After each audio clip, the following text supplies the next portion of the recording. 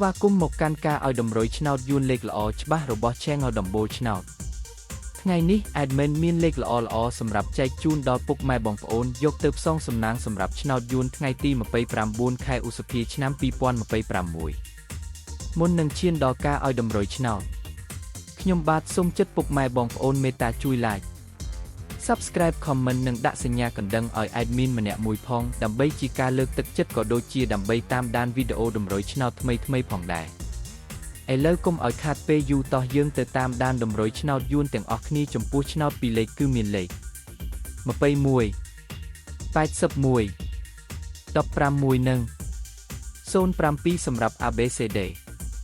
សម្រាប់លេខអូសខ្ទង់គឺមាន10អូសនិង80អូសសម្រាប់លេខអូសចំពោះឆ្នោត3លេខគឺមានលេខ303គុណ521គុណនិង116គុណ